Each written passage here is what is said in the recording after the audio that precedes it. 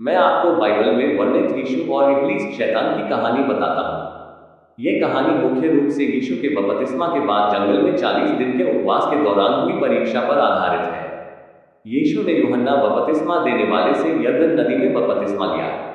जैसे ही वह पानी से बाहर आए, पवित्र आत्मा एक कबूतर के रूप में उन पर उतरी और स्वर्ग से एक आवाज आई, यह मेरा प्रिय पुत्र है जिससे मैं बहुत प्रसन्न हूँ। इस घटना के तुरंत बाद पवित्र आत्मा यीशु को जंगल में ले गई। वहां यीशु ने 40 दिन और 40 रात तक उपवास किया। इन 40 दिनों के दौरान उन्होंने कुछ भी नहीं खाया और स्वाभाविक रूप से उन्हें बहुत भूख लगी। जब यीशु भूखे और कमजोर थे, तब इब्लीस शैतान उनके पास आया ताकि उन्हें परीक्षा में डाले। पहली परीक्षा। इब्लीस ने यीशु से कहा, यदि तू परमेश्वर का पुत्र है तो इन पत्थरों से कह दे कि रोटियां बन जाएं।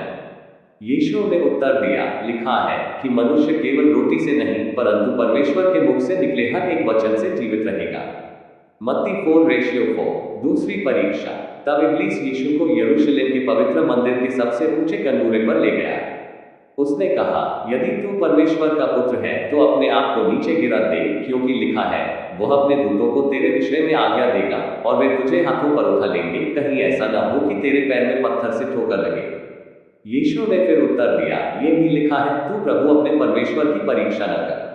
मत्ती 4:7। तीसरी परीक्षा। इसके बाद इब्लीस यीशु को एक बहुत ऊंचे पहाड़ पर ले गया और उन्हें संसार के सभी राज्य और उनकी महिमा दिखाई। इब्लीस ने कहा, यदि तू गिरकर मुझे दंडवत करे तो मैं ये सब कुछ तुझे दे दूंगा। यीशु ने उसे डांटते हुए कहा, हे शैतान, दूर हो जा, क्योंकि लिखा है, तू प्रभु अपने परमेश्वर ही को दंडवत कर और केवल उसी की सेवा कर। मत्ती 4:10। इन तीनों परीक्षाओं में असफल होने के बाद इब्लीस यीशु को छोड़कर चला गया और तब स्वर्गदूत आए और यीशु की सेवा करने लगे। इस कहानी का महत्व। ये कहानी दर्शाती है कि यीशु परमेश्वर के पुत्र होते हुए भी मनुष्य के रूप में आए और उन्होंने हर उस परीक्षा का सामना किया जो एक मनुष्य करता है। उन्होंने इब्लीस की हर चाल को परमेश्वर के वचन और अटूट विश्वास से विफल कर दिया। ये हमें सिखाता है कि जब हम परीक्षाओं का सामना करते हैं तो हमें परमेश्वर के वचन में दृढ़ रहना चाहिए और केवल उसी पर विश्वास करना चाहिए। यीशु ने दिखा दिया कि परमेश्वर के साथ हम शैतान की हर चाल पर विजय प्राप्त कर सकते हैं।